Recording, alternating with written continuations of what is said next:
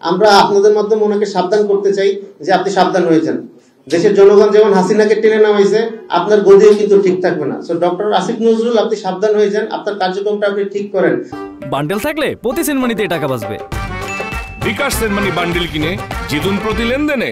1971 সালে মুক্তিযুদ্ধে শহীদ সমস্ত শহীদদের, এছাড়াও আরো শ্রদ্ধা করছি যে জুলাই 24-এর যে জুলাই গণঅভ্যুত্থান, এই গণঅভ্যুত্থানে নিহত সকল শহীদ এবং যারা আহত হয়েছেন তাদেরকে। আপনারা জানেন যে আমরা আসলে এখানে আজকে যে জিনিসটা নিয়ে কথা বলার জন্য হাজির হয়েছি সেটা হচ্ছে আমাদের যে ভাই শহীদ মেজর সিনহা, ওনাকে হত্যা করা হয়েছিল এবং এই হত্যাকাণ্ডের যে আমরা জানি যে রায় হয়েছে প্রায় 3 বছর আগে, বাট এখন পর্যন্ত কোনো রায় শুরু হয় নাই। গত 23 তারিখে আপনারা জানেন যে এটা হচ্ছে একটা অ্যাপ্লাইড ডিভিশনের, সুপ্রিম কোর্টের অ্যাপ্লাইড ডিভিশনের ডেট রেফারেন্স শুনানি হিসেবে আসছে এবং এটার কার্যক্রম চলমান আছে। তো আমরা মূলত এই বিষয়ে কথা বলতে চাই। তো প্রথমে আপনারা জানেন যে গত 2020 সালের 31শে জুলাই আমাদের ভাই শহীদ মেজর সিনহাকে নির্মমভাবে তৎকালীন পুলিশের টেকনাফ থানার ওসি প্রদীপ এবং ইন্সপেক্টর লিয়াকত সহ তাদের যে সাঙ্গপাঙ্গ ছিল তারা নির্মমভাবে হত্যা করে। এরপরে তার বোন বাদী হয়ে একটা মামলা করে এবং প্রায় দীর্ঘ 18 মাস পরে অনেক বাধা বিপত্তি, তৎকালীন যে ফ্যাসিস্ট আওয়ামী লীগ সরকার ছিল, যেহেতু ওসি প্রদীপ ফ্যাসিস্টদের অন্যতম দোসরদের একজন ছিল এবং আরো অনেকে ছিল সাথে, তো ফ্যাসিস্ট আওয়ামী লীগ সরকারের আমলে অনেক বাধা বিপত্তি পার হয়ে প্রায় আপনি জানেন যে 2023 সালের জানুয়ারির 31 তারিখে প্রায় 18 মাস পরে আপনার ওসি প্রদীপ এবং লিয়াকত সহ 2 জনের ফাঁসির আদেশ হয় এবং আরো 6 জনের যাবজ্জীবন হয় এবং ওই মামলায় 7 জনকে বেকসুর খালাস দেওয়া হয়।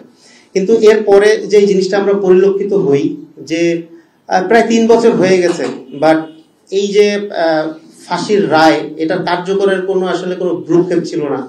তো এরপরে আমরা যখন গত 5ই আগস্ট যখন একটা বিপ্লবের মাধ্যমে এই দেশ, আমরা যেটাকে বাংলাদেশ 2.0 বলি, যে স্বাধীন হয়েছিল, সেই বিপ্লব পরবর্তী সময়েও 8 মাস পার হয়ে গেছে, বাট আমরা কিন্তু ওই রকমের কোনো পদক্ষেপ, মেজর সিনহার হত্যাকাণ্ডের যে ফাঁসির দণ্ডাদেশ, এটা কার্যকর করার কোনো পদক্ষেপ আমরা দেখতে পারি নাই। আমরা পার্সোনালি অ্যাটর্নি জেনারেল থেকে শুরু করে সর্বোচ্চ পর্যায়ে যোগাযোগ করেছি এবং তাদের বোঝানোর চেষ্টা করেছি, অনেকভাবে কথা বলেছি। তো তারা প্রথম দিকে বলেছিল যে এটা আগামী 4 মাসের মধ্যেই শেষ করে ফেলবে। এখানে আমাদের যে সদস্য সচিব লেফটেন্যান্ট সাইফুল্লাহ ছিল, উনিও পার্সোনালি যোগাযোগ করেছে, বাট এখন পর্যন্ত হয় নাই। তো যাই হোক, গত 23 তারিখে এটা ডেট রেফারেন্স উঠেছে অ্যাপ্লাইড ডিভিশনে। তো যেহেতু এটা অ্যাপ্লাইড ডিভিশনে আছে, তো আমরা চাই যে অ্যাপ্লাইড ডিভিশনের যে কার্যক্রমটা আছে এটা অতি দ্রুত, যদি সম্ভব হয় আগামী 15 দিনের মধ্যে অ্যাপ্লাইড ডিভিশনের যে কার্যক্রম, সেই কার্যক্রমটা শেষ করে, এবং আমরা বিশ্বাস করি এবং আমরা আশা করি এটা শুধু আমাদের চাওয়া না, এটা গণমানুষের চাওয়া, যে এই যে ফাঁসির রায় আছে ওসি প্রদীপ এবং লিয়াকতের, এই ফাঁসির রায়টা যারা মাননীয় বিচারপতিরা আছেন তারা বহালি রাখবেন। এবং আমাদের দাবি যে এই যে ফাঁসির রায়টা আছে, এটা যদি অ্যাপ্লাইড ডিভিশন থেকে ফাঁসির রায়টা হয়, তো যেটা যদি বহাল থাকে, তো এই রায় দেওয়ার 7 দিনের মাথায় ওসি প্রদীপ এবং লিয়াকতের ফাঁসির যে দণ্ডাদেশ, এই দণ্ডাদেশটা কার্যকর করতে হবে।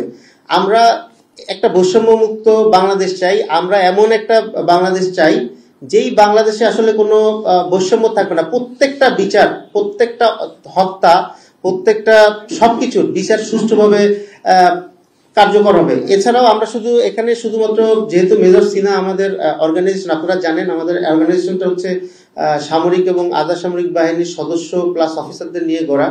তো সেহেতু আমরা হয়তো মেজর সিনহা নিয়ে কথা বলছি, বাট আমরা শুধু মেজর সিনহা স্যারের মধ্যেই থাকতে চাই না। আমরা বাংলাদেশের যতগুলা হত্যাকাণ্ড আছে, আপনি বলতে পারেন যে কিছুদিন আগে আমাদের বোন আসিয়াকে নির্মমভাবে হত্যা করা হয়েছে, পারভেজকে নির্মমভাবে হত্যা করা হয়েছে। এছাড়া আপনারা দেখেছেন যে ঢাকা বিশ্ববিদ্যালয়ে একটা মব ক্রিয়েট করে তোফাজ্জল নামক একটা নিরীহ মানুষকে হত্যা করা হয়েছে।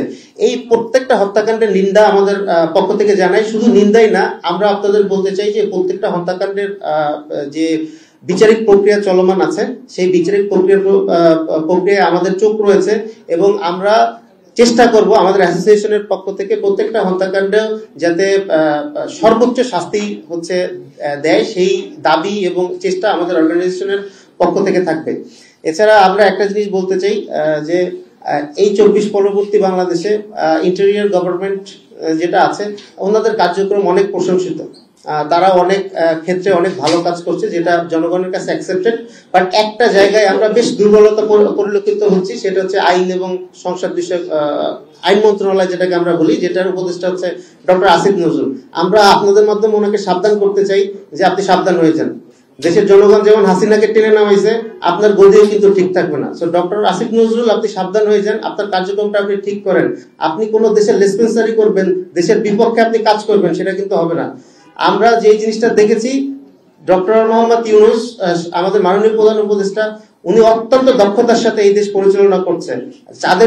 যাদের যেমন একটা কলঙ্ক আছে, আমার মনে হয় যে বর্তমান উপদেষ্টা পরিষদের কলঙ্ক হচ্ছে ডক্টর আসিফ নজরুল। তা আপনি ঠিক হয়ে যান, না হলে দেশের জনগণ কিন্তু আপনাকে টেনে নামাবে, এটা আপনাকে স্পষ্ট ভাষায় বলতে চাই। এছাড়া আমাদের যে দাবি যে আমাদের ভাই শহীদ মেজর সিনার যে অ্যাপেলেট ডিভিশনে যেটা ডেট রেফারেন্স শুনানি চলতেছে, এটা আগামী 15 দিনের মধ্যে আমি আশা করি যে এটা শেষ হয়ে যাবে এবং ওসি প্রদীপ এবং লিয়াকতের যে ফাঁসির রায় আছে সেই রায়টা বহাল থাকবে। এবং এই যখন অ্যাপেলেট ডিভিশনের শুনানি শেষ হয়ে যাবে এবং এই যে অ্যাপেলেটের রায় আসবে, এর 7 কর্মদিবসের মধ্যে হচ্ছে ওসি প্রদীপ এবং লিয়াকতের ফাঁসির রায় কার্যকর করতে হবে। যদি এই ফাঁসির রায় কার্যকর করতে না হয়, আমাদের অ্যাসোসিয়েশনের পক্ষ থেকে আমরা কঠোর কর্মসূচি ঘোষণা করব। আমরা শুধু আমাদের অ্যাসোসিয়েশনের পক্ষ থেকে না, আমরা সারা দেশবাসীর কাছে আহ্বান জানাই যে আপনারা আমাদের সাথে একত্ববোধ প্রকাশ করেন। আপনারা মেজর সিনহা শুধু আমার ভাই না, আপনার ভাই, আপনার সন্তান, সকলের সন্তান। ওনার যদি জাস্টিস হয়, আমরা মনে করব এটা সারা বাংলাদেশে একটা জাস্টিস পেয়েছে। এবং আমরা চাই যে আপনারা সবাই আমাদের সাথে একমত হন, একসাথে আসেন এবং মেজর সিনহার যে জাস্টিস, সেই জাস্টিসটা যাতে আমরা সকলে মিলে এনশিওর করতে পারি সেই চেষ্টা করি। এরপরে আমরা যদি আমাদের যে দাবি, এই দাবিগুলো যদি পালন না হয়, পরবর্তীতে আমরা যেই কর্মসূচি দিব সেই কর্মসূচিতে আমরা চাই আমাদের সাথে যাতে সকল দেশবাসী থাকে। এবং সর্বশেষ যেই জিনিস আমরা বলতে চাই সেটা হচ্ছে ডক্টর আসিফ নজরুল, আপনি বাংলাদেশের পক্ষে কাজ করেন, আপনি এমন কোনো কাজ করবেন না যেটা দেশের স্বার্থ বিরোধী হয়ে যায়, দেশের জনগণ এটাকে ছাড় দিবে না। ধন্যবাদ।